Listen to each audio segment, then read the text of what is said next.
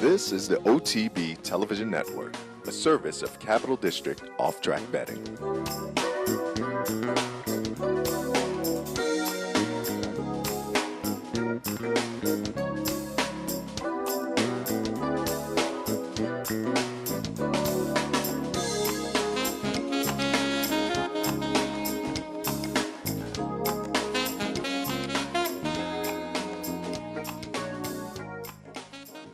Good morning and welcome to Loose on the Lead for this Sunday morning. Seth Merrill from Equidaily.com, Steve Beck from Sirius and XM's At the Races. Good morning, Steve. Happy Thanksgiving weekend. How was the Thanksgiving? Thanksgiving was outstanding. It would have been better if you had been able to. I bet it was nursing a cold, so I actually benefited from just kind of sitting in. I had my own turkey. I benefited from the tryptophan, got a little rest on, and rebounded a little bit. I still have a little bit of a head cold working. Did you get the Jenny O turkey roll? Did you get the little No, I actually went to Boston Market and got the turkey dinner for $4. Nice. You get it for $4 because the leftovers are the best part. Exactly. So you can't get turkey for $1, then you're all done the first time. So the next day I still had some turkey left, and so yeah, it was a nice Thanksgiving, but a great Thanksgiving weekend, great holiday weekend of racing. We talked a little bit about it earlier on the Handicappers Report.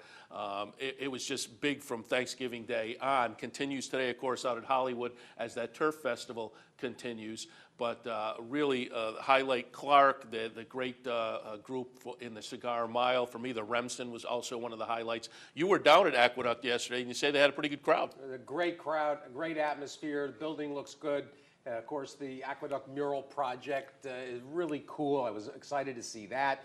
Had a bunch of things to do down there. There was really a fun atmosphere to enjoy.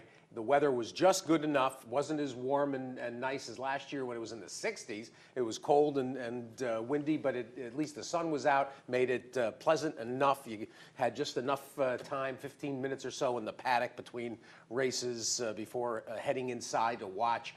It was an outstanding day, and the Holiday Fest between the Fall Highway and the Gopher Wand on Friday, and then yesterday's outlandish sequence of races. The Cigar Mile, what are you supposed to say about Flat Out and Bill Mott? Just amazing. Yeah, and we'll watch a couple of these as we move along over the next couple of segments. Before we actually get to some of those races, though, did want to touch on the Kentucky Derby Future Wager, the earliest ever as 2-year-olds in November. They opened up the Future Wager on Wednesday. It was interesting. This year they've changed the rules a little bit, that the wager will now close prior to prep races being won on the weekend that the Future Wager is open. That meant on Saturday they were either going to close before post time or the Remsen or the Kentucky Jockey Club. So the final odds are in, and remember, these were all before the races were run this weekend. I was a little bit surprised, Steve, that the all others, the mutual field, was 4-5. I was predicting about 1-5 on. I think $3.60 is a potential payoff. This might be some decent value come next May. The single entry that had the lowest odds, Honor Code at 10-1. New Year's Day at 15-1. Cairo Prince 26-1. Those were some horses that were taking some action. But again, don't forget, this was before the Remsen was run. The bettors, out of the 23 individual entrants, made Honor Code the favorite at 10-1. Al, and if you look at this, I don't know what you're supposed to think in terms of who necessarily even makes it to the Derby, but a couple of noteworthy prices in here. Coup de Grace from Chad Brown and Rick Porter. Coup de Grace ended up at 48-1, and that's probably a very nice number to have latched onto early on. Strong Mandate, 27-1 for Wayne Lukas. Got put away after the Breeders' Cup, and certainly had a very nice 2-year-old campaign.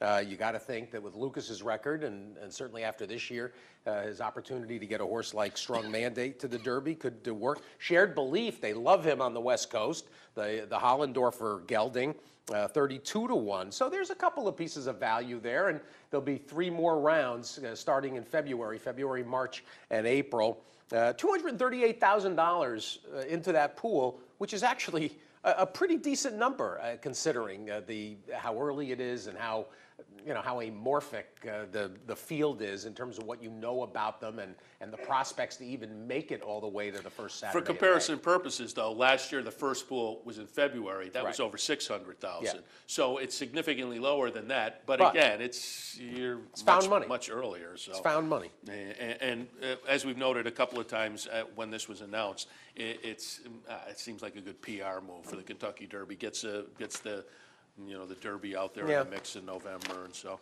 one of the races we won't look at, just did want to mention the Hawthorne Gold Cup. Chad Brown wins that with The Last Gunfighter. They were talking about putting that one on the sidelines, and Chad thought the horse was, still had another good race in him this year. Went off as the 4-5 favorite with Joe Bravo out there at Hawthorne, wins by a length.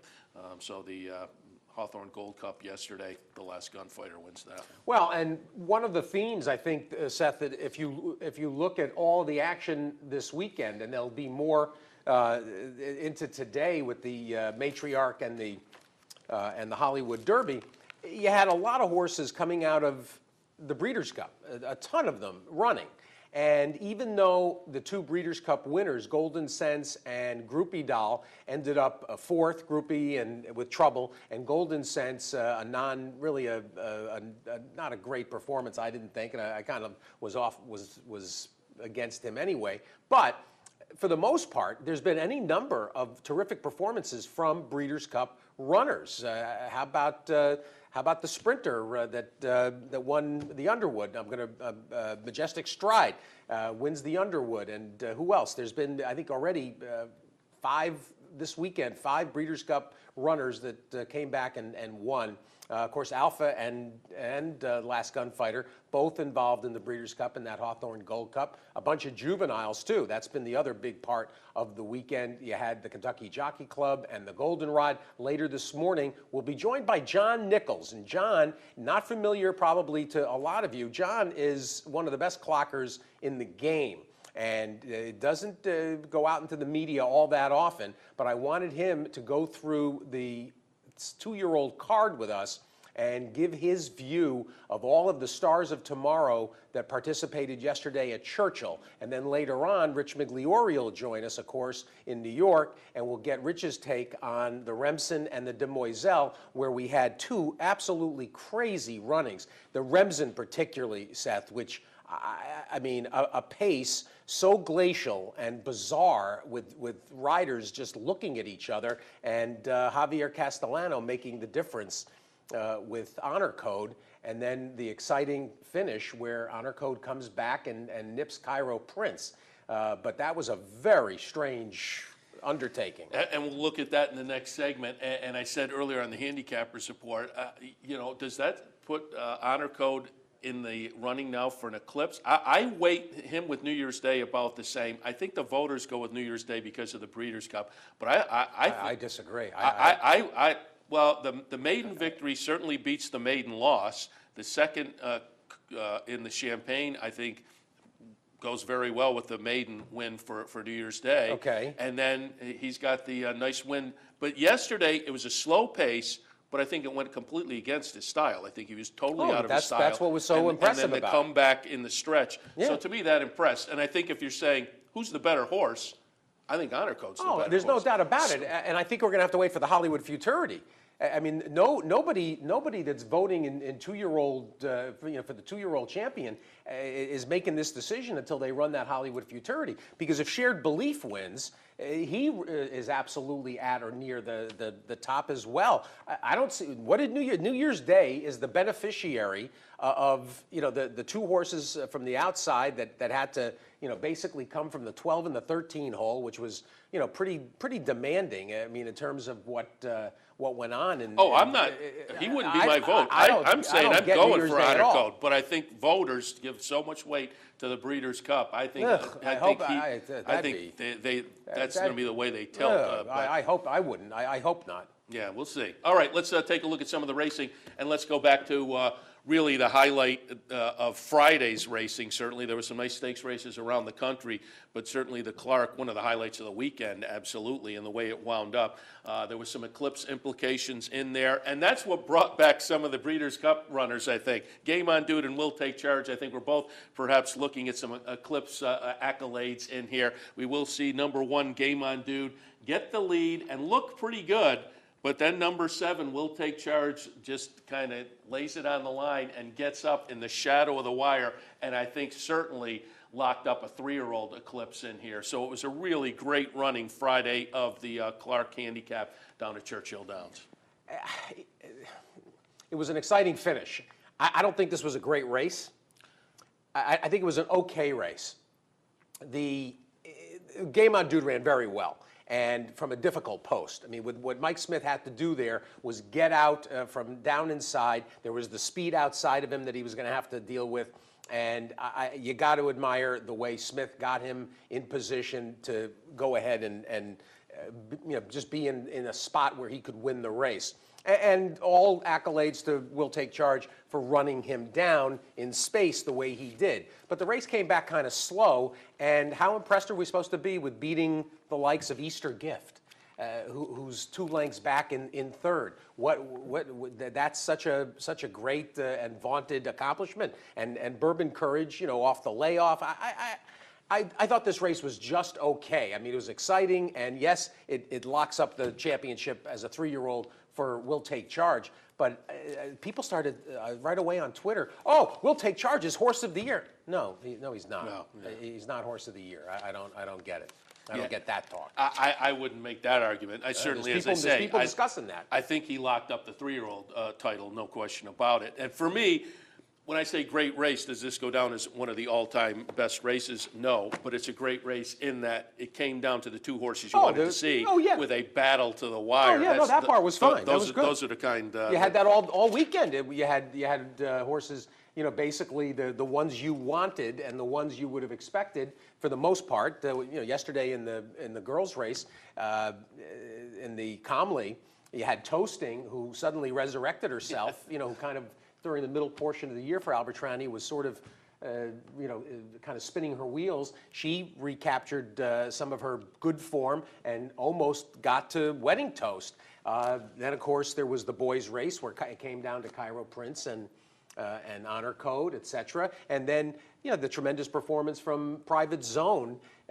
Private Zone ran an unbelievable and let's race take a look at that, the stretch race of the Cigar Mile, where Private Zone, and Serling said in the pre-race prattle, he said the price on Private Zone, it didn't look like a likely winner, but at the price you had to put a little bit on him. And this is Private Zone we see out here in the lead, but will eventually get run down by Flat Out for Bill Mott. Disappointment in here, obviously, is Groupie Doll. Runs a decent 4th. She ran very well. This was a tougher field, though, than she faced last year. It wasn't the field, it was the trip. She had all kinds of trouble, and that included, when they started to immediately go. She did get in that Clearly Now. Exactly, mix. when he clipped heels. What this race teaches anybody from a handicapping standpoint, when you've got a big field going a route like this, a mile, 1-turn mile, 7 furlongs, the outside posts are so advantageous. And that was absolutely evident. What'd you have? The 9, 10, 11, all basically in the money in here. Clearly Now, had he had an outside post, he's probably your winner. I mean, he's probably the horse who was traveling the best and the situation where a jock had the most horse. But that was really the key piece of information to take away from this race. When you're in the 7 furlong to 1 mile, or even a mile and a 16th downstate, the outside posts are. That's why trainers, when they talk about wanting to get this is why they want an outside post. So things that happen to Clearly Now don't happen to your horse. Speaking of bad things, you had a chance to talk to Gary Siaka. They had to be incredibly disappointed. I mean, Saratoga Snacks taking a legitimate shot in here, but just got off to a horrible start. He stumbled and he went absolutely to his nose. He is okay. As of last night, when they got him back to Belmont and gave him the full checkup, didn't seem to be anything amiss. And of course, this morning you take the bandages off though in the morning, and you never know if there's a little something in there. But race was over for him immediately. And actually, I know that Golden Sense. I know Doug O'Neill said that he thought when there was that scrum and the what was it, the 6, 7, 8 all came together there, including Golden Sense, that there was a bit of a tussle and it kind of changed things up. Capo Bastoni also was caught up in that. Not that Capo Bastoni should use that as an excuse. He's supposed to be coming from off the pace anyway. But that's why it's so much fun to get big fields, Seth, because it makes things happen and it makes horses have to adjust in situations and test how good they are. That's the beauty of it. And you also talk about big field. It also makes a difference on the price because going Yeah. back to that Clark, Will Take Charge over Game on Dude, the two logical contenders, I thought it was a decent $18 and change exacta. But that's the function of 9 horses in a competitive field. Absolutely. And then here, how about a horse like Flat Out going off at 13-2 and Private Zone 30-1. Verrazano, I give the public credit on that front. The betting public bet him and just a little under 4-1 and goes off at second choice and ran very well. Verrazano, this is his last career start. He's going to stud. And he's kind of a funny horse. He's kind of a... Serling had it yesterday in the pre-race prattle. He said Jekyll and Hyde. He said, you get on his day. If it all goes his way, boom, he looks great. Well, that's it. He's a horse that needs things his way. Yeah. He's a horse that if he's not going to get to the lead or be in the clear, he's going to immediately sulk, and that's an issue. When he hasn't shown up here, he stayed on, and he and Private Zone. All you have to do is look at the chart. Clearly now 5th inside. Golden Sense was up close stalking, ends up 7th, and Laugh Track was up close early, and he ended up 9th. So the pace took its toll. This was an honest race, a 110 buyer for Flat Out, who should put to rest the goofy notion, that he only runs at Belmont. That's nonsense. He's run well at Saratoga, and now he comes to Aqueduct and adds another accolade at the age of 7. And I guess they're going to talk about what to do. He's a horse. He's a horse that could obviously stand. He's certainly got a glittering... Yeah, they said they had some deals in the works, but nothing signed. Yep. So now they're wondering what to do. But at 7, what do? Do you come back at 8? We'll see. Certainly he wound up the 7-year-old season pretty impressively. All right. His problem is he's by flatter, and he's out of a nondescript mare. Which explains why we're still seeing him at 7. Yeah, exactly. And so the people at Preston have had just tremendous fun. And what that's an amazing horse. Winning that race yesterday certainly isn't going to hurt the credentials. Well, it shows his versatility. Yeah. That's the beauty of it. And of course, he was 3rd earlier in the year in the Met. He's got a glittering Jockey Club Gold Cup win and Suburban win, that Westchester. I will say one other thing.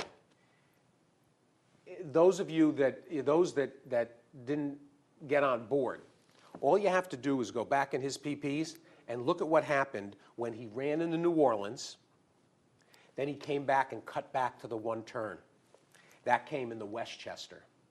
And he was doing the same thing. He was coming from the Breeders' Cup Classic, that 1.25 miles, as opposed to the 1.1 miles in the New Orleans. But still, from 2 turns to 1 turn, it's the cutback is always potent. And the last time he had done this route to a 1-turn mile is when he had his career best effort 116 buyer in the Westchester.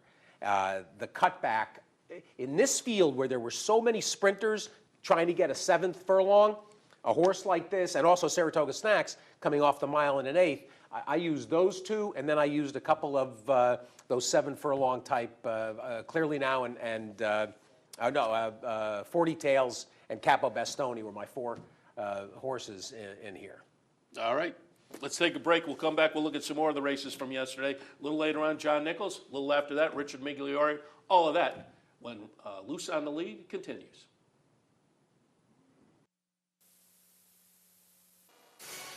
This is Steve Beck. Join me Tuesday through Saturday here on OTB TV for At the Races, my Sirius XM daily news magazine of the thoroughbred industry. Handicapping, interviews, analysis, everything you could want. 6 a.m. OTB TV. Go Zephyr kicking clear, and Go Zephyr is pulling away impressively. Hysterical Lady Ginger Punch to win it. And it's Wilco in front, and he's going to pull off a huge upset here. But it's Round Pond going on to take the distaff. Awesome again. Star of 10 Grade 1 winners, 4 Breeders' Cup champions, and 4 multimillionaires, standing at Adena Springs.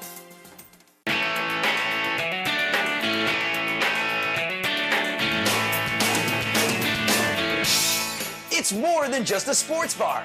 It's Stadium Cafe. Located at 389 Broadway in Saratoga, it's the place to be for great times and great food. Their menu features everything from gourmet entrees to your favorite wraps and sandwiches. Or maybe you just want to grab a beer and catch the game. So what could be better than that? How about 2 Stadium Cafes? There's also the Westside Stadium, right up the road at 112 Congress Street. Same great menu, same great service. Whether you're hanging at the bar or just relaxing outside on their spacious covered patio, you'll always leave knowing you'll be back again. We love, above all, the staff. We love Dave Harmon, and the food is fantastic. Not 1, but 2. 112 Congress Street, 389 Broadway. Guaranteed to be a home run. Missed one of our TV shows? No worries. Now you can catch all your favorite programs online. Simply log on to CapitalOTV.com and click on the YouTube link at the bottom of the homepage. And look for our new podcast coming soon. CapitalOTV.com. Log on today. Welcome back to Loose on the Lead. Seth Merrow and Steve Bick. We will continue now to look at some of the stakes action from the weekend. One of the highlights for me was the Remsen, where, as I say, I think Honor Code threw his hat into the ring for a potential Eclipse Award. Honor Code, we're going to pick it up in the stretch here. Number 4, Honor Code, and number 9, Cairo Prince, are going to duke it down the stretch with number 4, Honor Code, just getting up at the wire. But what we miss here is early on, Honor Code out of his comfort zone, up on the early pace, but had to be up on the early pace, 25, 52, 117. They walked early. And as you see, Honor Code on the rail here, not only was he out of his comfort zone, but I love when a horse comes back like this and gets it done right at the wire. Javier Castellano, who won, what, 5 races yesterday? 5 races. And what you don't see, as Seth points out, on the backstretch, when he makes the decisive move to go after Master Lightning, it's also notable here down the stretch, and I'm glad I got a chance to see that again, the fact that Castellano was hand-riding him and was just basically showing him the stick up here at his eye, as opposed to going with him right-handed. He basically rode him out, and this is, if you listen to what Shug had to say, they got to be delighted. And Will Farish, who's had a lot of big wins in his career as a breeder owner, Will Farish was really beside himself with excitement over this. Kieran McLaughlin, not so happy. Happened to watch it in the theater, and Kieran, I think, really felt that they were winners with Cairo Prince, even in the late stretch. Yeah, well, how many times do horses come back like that? You got to think you're a especially down winner. inside too. I mean, to come back inside, this was a very professional performance in that regard. But the thing you got to ask yourself, and we're going to discuss it with Mick. We'll save this conversation. What are guys thinking on the backstretch? I mean, it's one thing to misjudge, when they're going a little slow. It's another thing when they're going 117 and 52 for a half mile. Guys have to feel that they're going almost like 2-minute licking. That's the kind of pace that was. But the Demoiselle, 25, 50, 115, they did it there too. And after that race, Serling and I think Jason was in with them. They wondered, is it the track? Well, no, it wasn't the track. No, it wasn't the track at all. Comely fractions were legitimate. The cigar fractions were legitimate. Absolutely. So, yeah, you absolutely have to sit there and scratch your head and think, what are they thinking? Well, and the difference, of course, between the Demoiselle and the Remsen is that the girls did not come home as fast as the boys. And so even though the times are the same, the boys came home much faster. And that at least you can take away as something encouraging. And of course, in terms of figure making, this is going to be a very murky situation. They gave the Remsen an 88 Beyer, and the girls' race got a 77. And people right away are going to say, no, wait a minute, did the track slow down? No, it didn't. That's a pace-adjusted figure that sometimes figure makers have to do, because what's the point of giving the Remsen a 67 Beyer based on raw time? You have to take into account the odd way in which the race unfolded. But I'm anxious to hear from Mig about this, about how you let horses go in these kinds of splits and not recognize you got a situation where you can take control. All the credit goes to Castellano.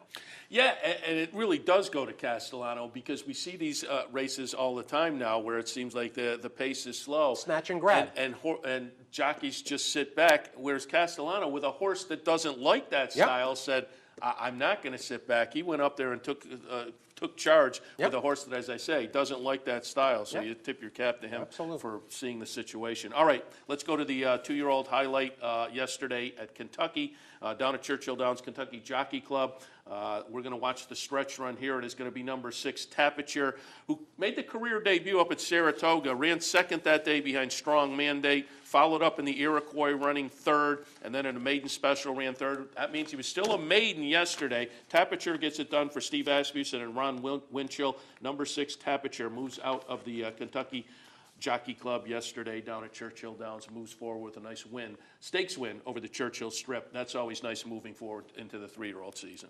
Well, this is a real horse, and there were a handful of maidens in this spot. The first thing to discuss, of course, in this Kentucky Jockey Club is that the favorite, who was going to be the heavy favorite, Almost Famous, ends up scratching yesterday mid-morning. He had a stone bruise and it pop out of his coronet band. So Pat Byrne, even though the horse was sound, you're not going to take chances with this. This, of course, is a son of Wild Gams, a lovely multiple stake winner. I think Bob Holtis trained Wild Gams. Almost Famous, the Sanfords will have to wait and get to him, down the road a little bit. We'll see him soon enough. But this Tapiture, I talked to Marty McGee the other day on radio on Friday in the preview. I like this horse, and he had done really nothing wrong except run into some very good horses so far in his career. So Asmussen, not a typical move for him to break a maiden in a stake race, but I think this is a horse with a lot of upside. Certainly is bred absolutely to keep going. Take a look at that dam, Free Spin. Take a look at her sire. Olympio is a very famous Fred Hooper product, product of the great breeding program that he authored, and by Tappet.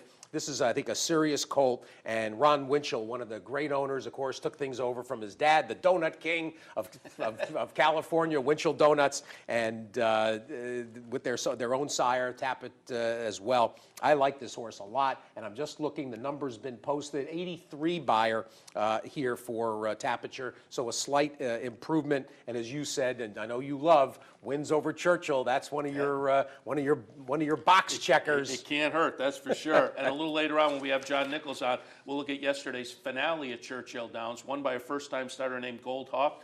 Same connections, Winchell and Steve Asmussen, and that is a son of Caressing, the 2000 Breeders' Cup Juvenile Filly winner. So we'll look at that race a little later on. Before we wrap up this segment, let's go back to Friday, pull up the Citation from Hollywood Park. Race. And Citation is a grade 2 race. event, mile and a 16th on the turf for 3-year-olds and up. We'll watch number 7, Silencio, get it done under Rafael Bejarano, over number 2, Summer Front for Christophe Clement, the winner for Gary Mandela. Silencio wins Friday's Citation. Well, and Drysdale's horse down on the inside ran a big race, winning prize, and looked terrific, turning for home. But here came Silencio, who was a big key to success if you had him involved in behind Wise Dan and Za approval going back to the Breeders' Cup. Mandela's done a very good job. This is Gary Mandela, not Richard. This is the son.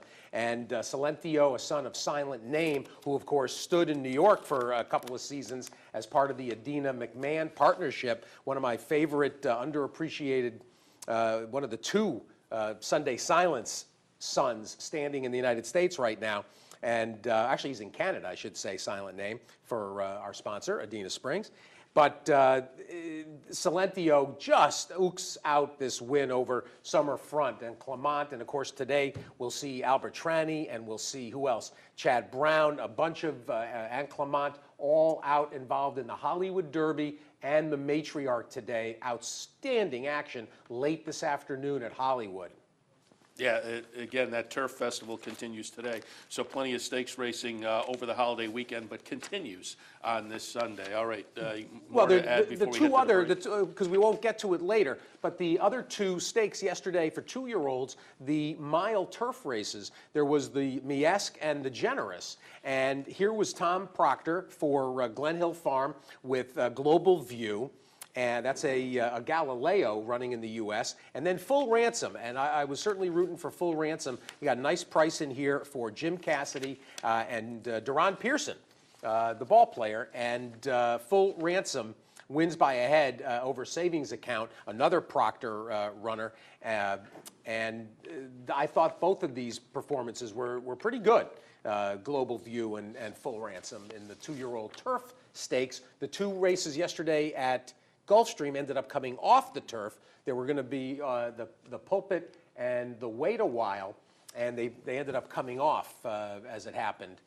Chad Brown with Storming Inti wins the off-the-turf Pulpit, and then Starlight, Don Lucarelli and Jack Wolf won, and that was actually a noteworthy win because that horse ran very well. Candy Kitty ran very well getting back on the main track.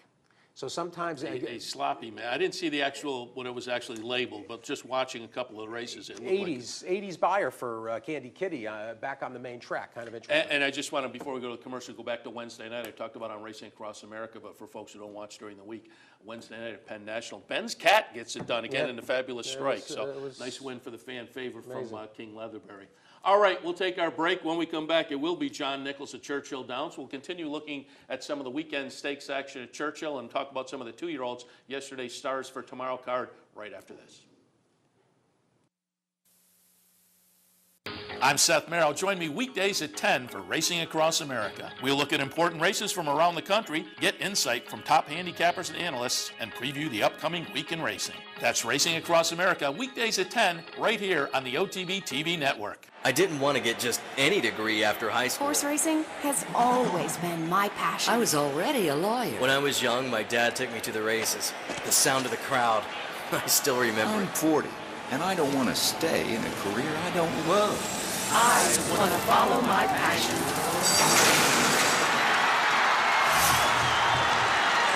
Follow your passion at the University of Arizona Racetrack Industry Program.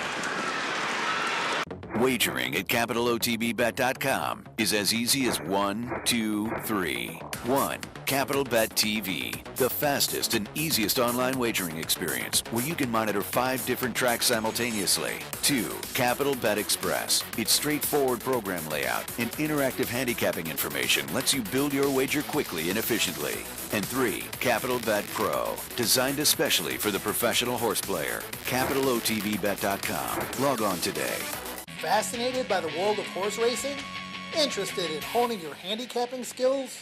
Class is in session. Night school, Monday nights. Easy to access online. It's free, interactive, and informative for the casual and serious race fan. Horse Player Now Buzz. Live horses to watch emailed to you daily. Our eyes, your prize. Night school in the buzz. Visit horseplayernow.com for details. I'm Jeff Carl. Join me Saturdays and Sundays at 9 for the Handicappers Report. We'll handicap the top tracks across the country and help you prepare for the weekend in racing. That's the Handicappers Report. Weekends at 9, only here on the OTB TV network.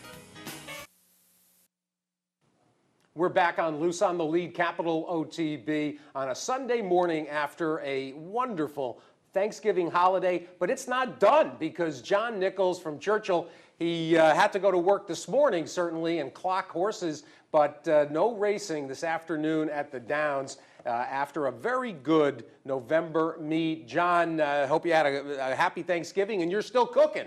Yeah, just didn't do anything Thursday for Thanksgiving. Got the whole dysfunctional family coming over today. Not going to interfere with the races or anything, but expecting about 15 or 20 people, friends and family. Former trainer Don Winfrey will be here, and always entertaining when he's around. Nice. Well, and it's always great to be able to get you on the air and give us your analysis and the way you saw the racing. We particularly are going to talk about the 2-year-olds, and I want to see what you think we were able to discern out of yesterday. But let me get a quick Clark thought from you going back to Friday, because for me it was just okay. I 2 top horses, but I didn't think they were particularly scintillating. Yeah, this Will Take Charge, it seems like he just does enough that he has to do to get things done. He's not going to ever do anything that flashy. You look at any of his races, and the top 2 fastest horses ran 1-2. I was a little disappointed in Bourbon Courage, the way he had trained. I thought he would show up and show a little bit better, and Prayer for Belief was kind of disappointing the way he had trained. I'm glad you brought up Bourbon Courage. I didn't really understand the ride. Why was he so far back early? That's what I was kind of wondering when they won the first turn. I think he had 2 or 3 horses beaten. I thought he would be sitting 3rd or 4th right off the leaders. Exactly, and I thought that was going to be the advantageous trip, because if Game On Dude got harassed early, I thought that Bourbon Courage could have first run. Yeah, that's kind of what I figured in that race as well. Well, let's get to the 2-year-olds. And John, it was an interesting day, and I'm just pulling up the notes from yesterday's action. We'll talk about the stakes sort of as it unfolds, and we're looking, I guess, right now on the screen at the Jockey Club, and of course, Almost Famous had to scratch, and well, what are we watching here? Oh, that was the Clark. All right, so we're a race behind. But Almost Famous had to scratch, John, and so Pat Byrne will regroup there. Tapiture pretty much just demolished this field. Tapiture trained right along as a good horse from day one. I mean, he was at Saratoga this summer. You saw he ran right behind some strong mandate up there, and Flash showed his talent there, and it just seems like a horse that's getting better and better. And the first time he ran here this meet, I didn't think he could get beat that day going the mile in that race. He just took heat the whole way between horses and ran a really credible race, and it shows like a horse like him is going to get better going 2 turns. They get to relax a little more, get into more fluid stride. Well, and now we're watching it, and do you think he's a tad one-paced? He's got some turns of foot, but he's kind of got a horse that could run all day. That's the way he was at Saratoga early on when he worked from the gate one day. There he went 102. The horses kept galloping out for 3/4 and 7/8. You don't see that a lot in early August up there in Saratoga. Horses just keep galloping out like that. Well, this was, I thought, a very impressive performance, and I'm a big Winchell fan, and happy to see them have this kind of a horse. It'd be good for Ron Winchell to be on the Derby stomp with Tapiture, and of course they'll head south now. What do you? I know you're close with Scott Blasi. What's the plan in terms of how Asmussen's going to break up those Churchill-based horses? Where are they all going to head? I'm pretty sure Tapiture is going to New Orleans, as is Billy Valstalls. Okay, all right. I thought he could go to California since the Winchells are from out there, but I'm pretty sure Marty McGee had something this morning online about him going to New Orleans. Interesting. So he'll take the LeCompte Risen Star Louisiana Derby route. Anybody else behind here that you think is a horse worth giving some more chances to? I was really disappointed in Dobra Historia. That horse had always trained well here and just didn't show up yesterday at all. And the maiden Notability, when he ran first time here, that was a huge prize on him. He ran second that day. And the horse would always act like he had some ability, and I was kind of disappointed the way he ran.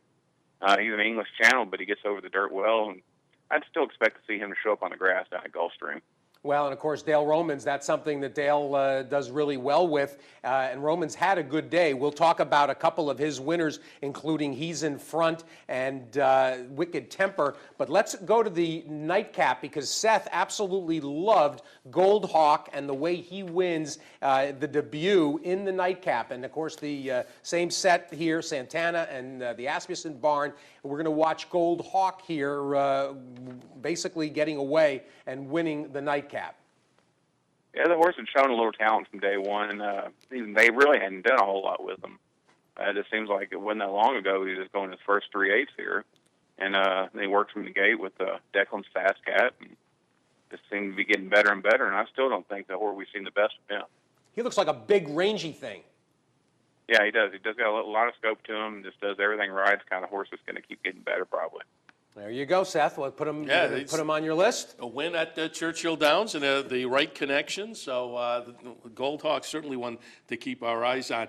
Let's talk a little bit about the girls' race, the Goldenrod. That was won by Vext. Give us some of your thoughts, and we'll pull up that as soon as the guys get it racked up for the stretch run. Watch number 7 Vext get it done down the stretch over the favorite Bird Maker in there. Give us some of your thoughts on yesterday's Goldenrod.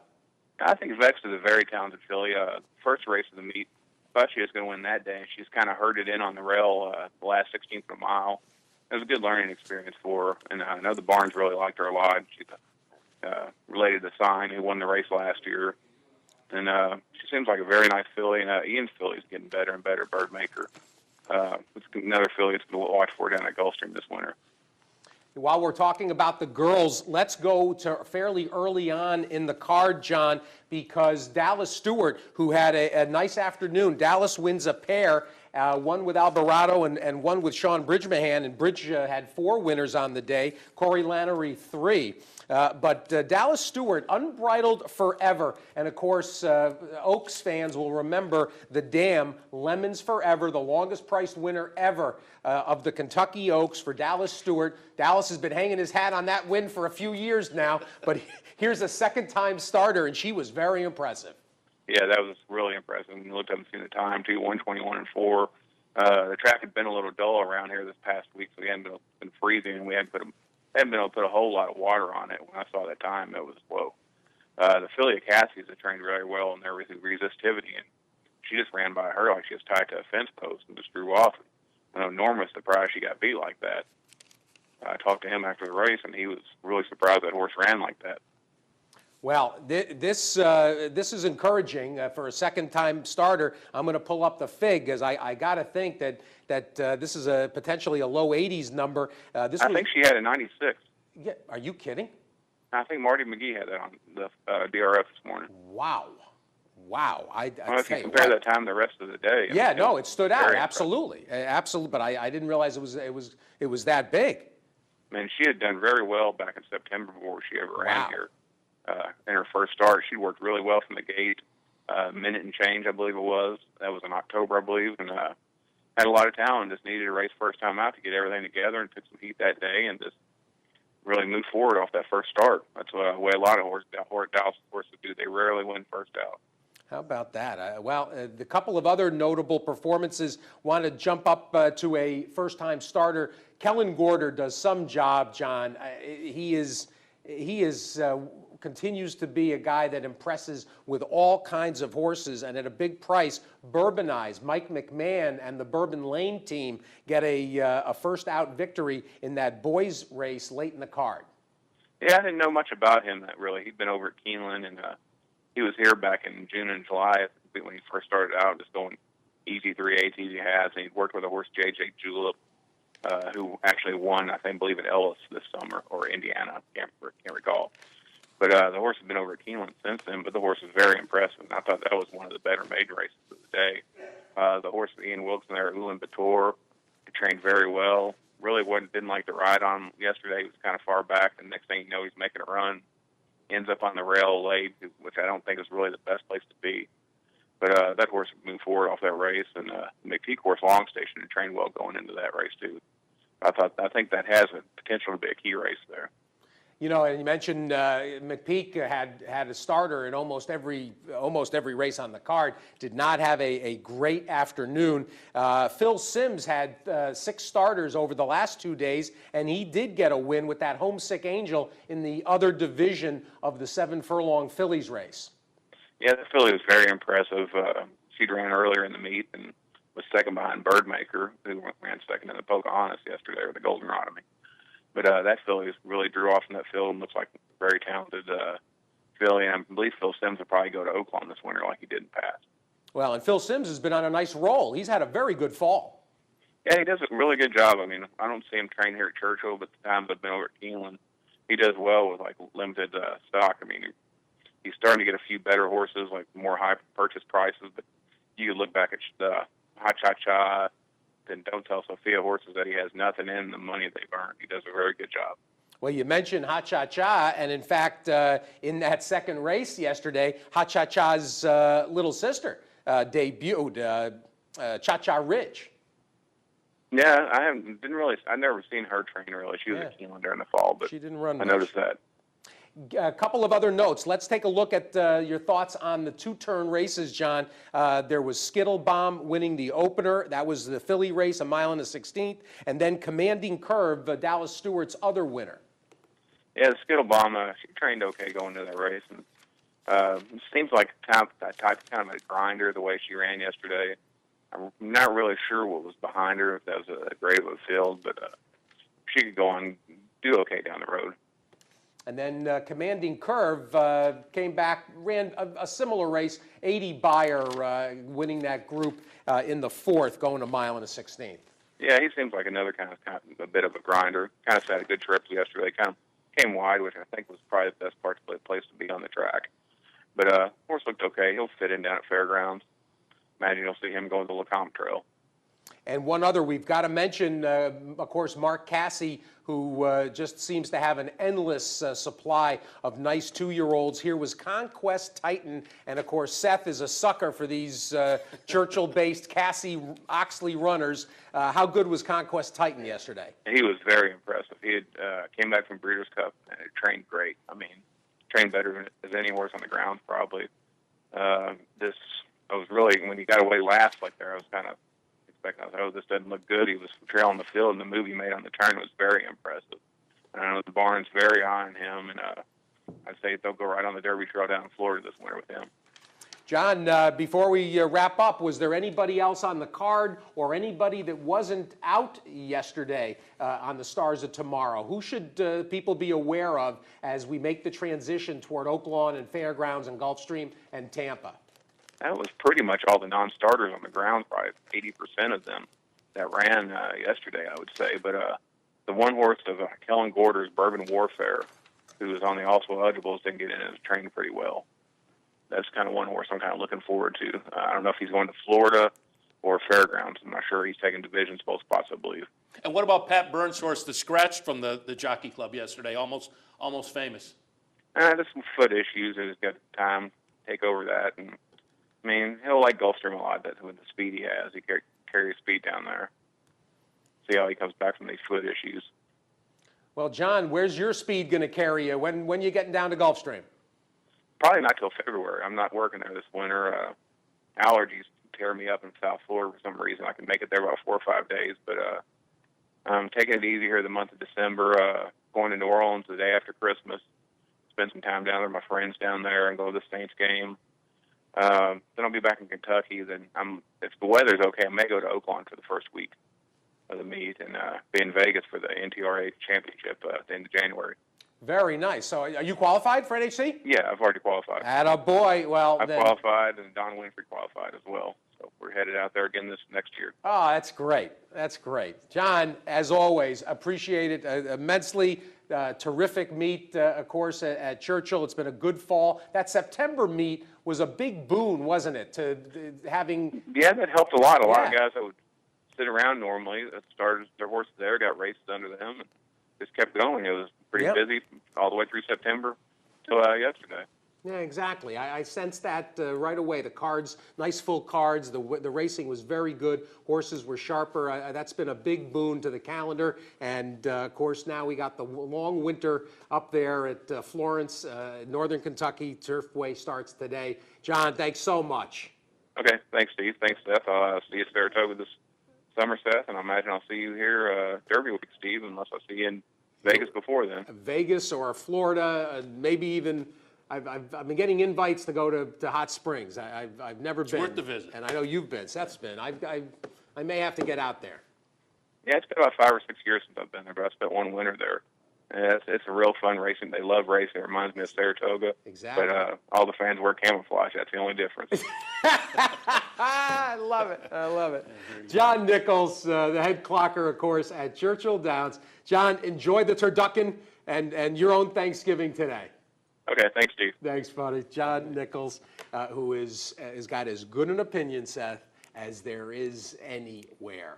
And I'm sure out there in Vegas, people want to look over the shoulder, the clocker, who see what bets they're making.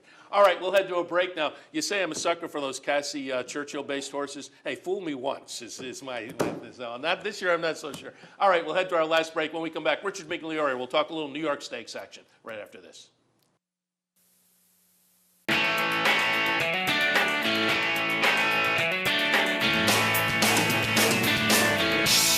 It's more than just a sports bar. It's Stadium Cafe. Located at 389 Broadway in Saratoga, it's the place to be for great times and great food. Their menu features everything from gourmet entrees to your favorite wraps and sandwiches. Or maybe you just want to grab a beer and catch the game. So what could be better than that? How about 2 Stadium Cafes? There's also the Westside Stadium, right up the road at 112 Congress Street. Same great menu, same great service. Whether you're hanging at the bar or just relaxing outside on their spacious covered patio, you'll always leave knowing you'll be back again. We love, above all, the staff. We love Dave Harmon, and the food is fantastic. Not 1, but 2. 112 Congress Street, 389 Broadway. Guaranteed to be a home run. Stately Victor, final furlong of the Toyota Bluegrass, runs right by Patio Prado. Alan Garcia and Stately Victor, a 40-1 upset. Dinah Zappa holding on. Dinah Zappa wins. Horse of the Year Ghost Zapper, sire of 9 new stakes horses and 5 new stakes winners, including Grade 1 winner Stately Victor in 2010, standing at Adena Springs.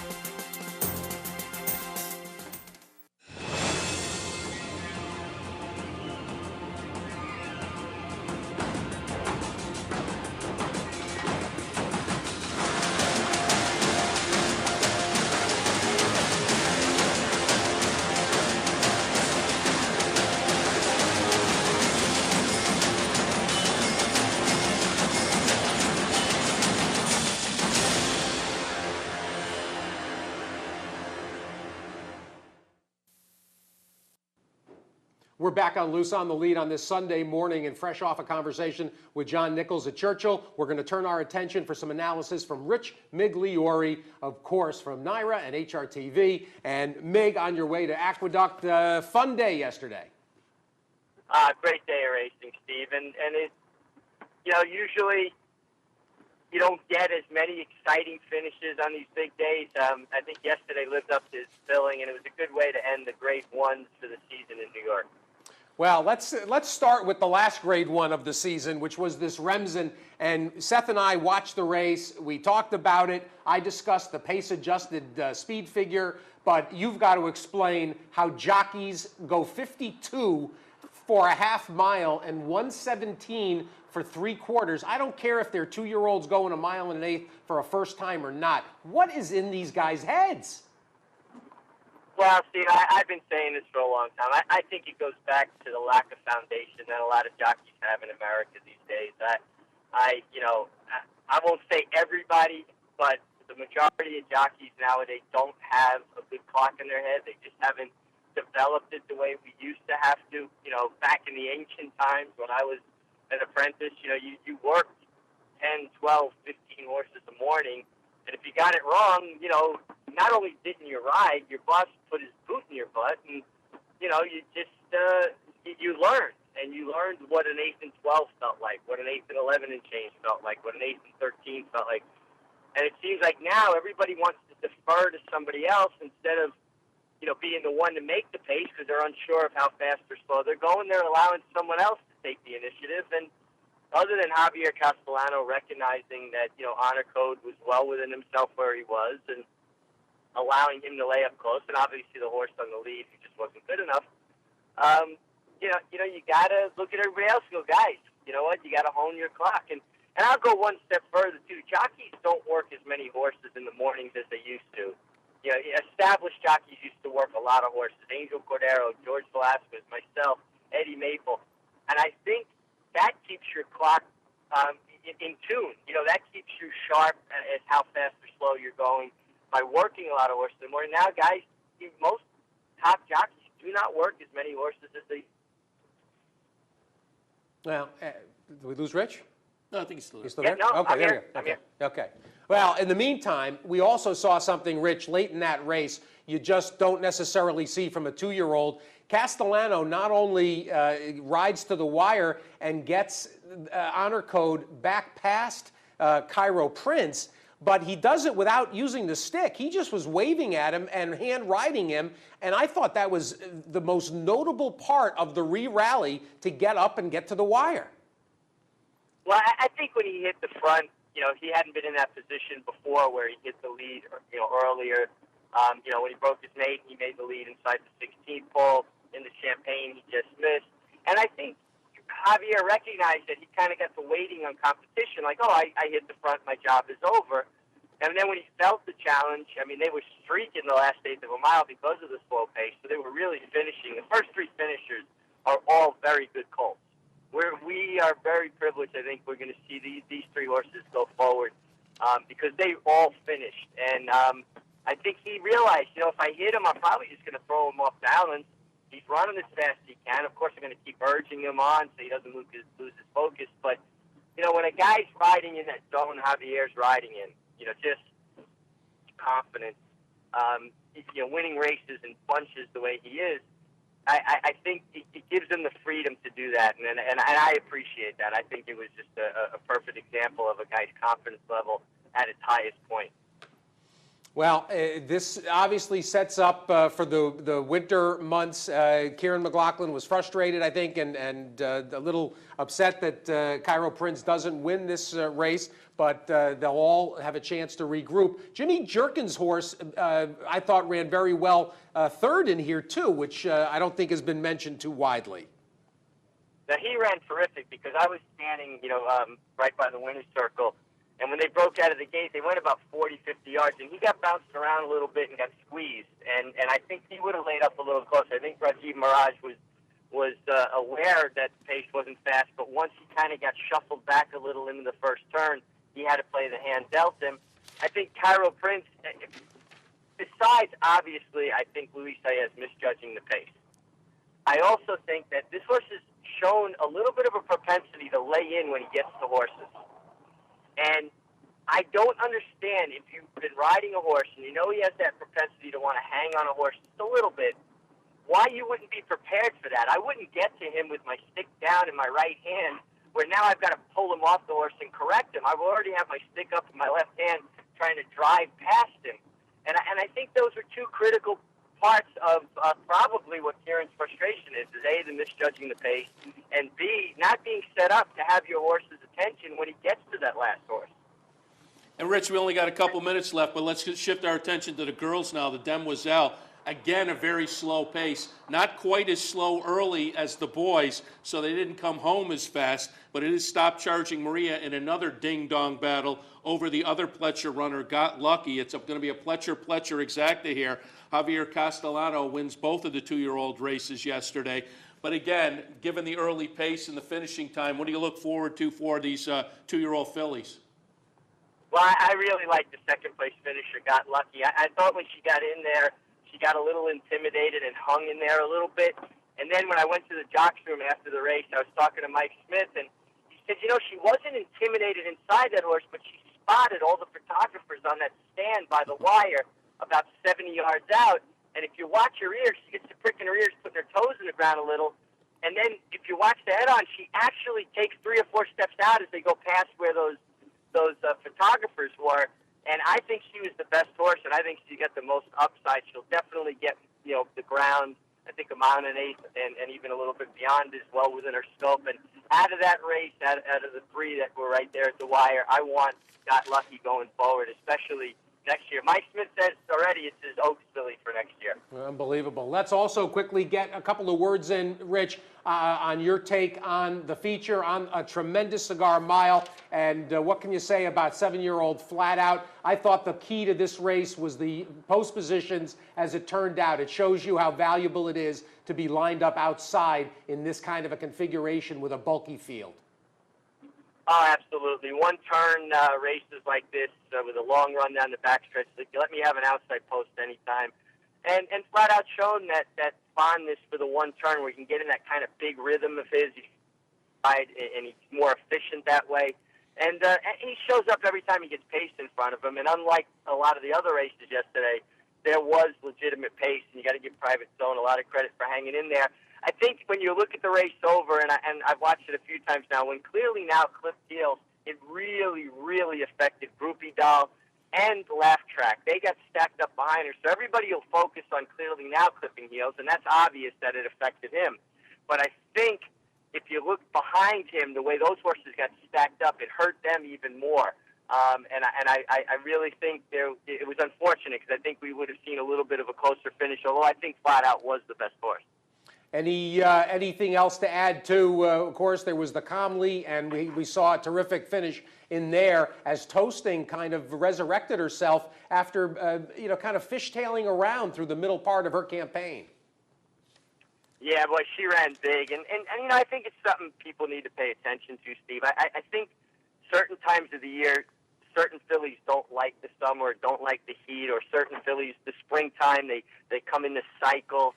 I think there's a reason why certain horses get good at certain times of the year, and I think it's prevalent more with fillies than colts. But if you know a filly gets good in the fall of the year, and she kind of goes off form, that's when you can catch them at a big price, at the time of year that they excel. But give the winner Wedding Toaster a lot of credit. I'm not convinced she wants a 1 1/8, but I think her gameness and her class got her home. But it was another great finish. Well, and a great finish here, and your class got us home. Rich, as always, we appreciate it. I'm sure you're sitting in the parking lot already at the Big A. Thanks so much. Yeah, thank you, guys. I'll talk to you soon. Rich Migliori of NYRA and of HRTV. And prior to that, John Nichols from Churchill Downs wrapping up a couple of big stakes days, a few big stakes days on the holiday weekend at both Churchill and Aqueduct. As noted, the stakes action continues out of Hollywood this afternoon as their turf festival continues. But boy, it was a great 4 days of stakes action across the country. Can't be beat. This is always fun. The Thanksgiving. Yeah, I said it right after. We don't put a bow on the season after the Breeders' Cup. There's still plenty of good racing. Not around here. Yeah, that was demonstrated this weekend. All right, that's going to wrap things up for Loose on the Lead. We're here every Sunday morning from 10 to 11 a.m. Don't forget, if you have questions, comments, suggestions, looseonthelead@yahoo.com. You can also check out our Facebook page. We would love to hear from you. Seth Merrill, Steve Bick, we're going to wrap things up for this week. As noted, however, we're in here every Sunday morning, so don't forget to tune in next week for more Loose on the Lead. We'll see you then.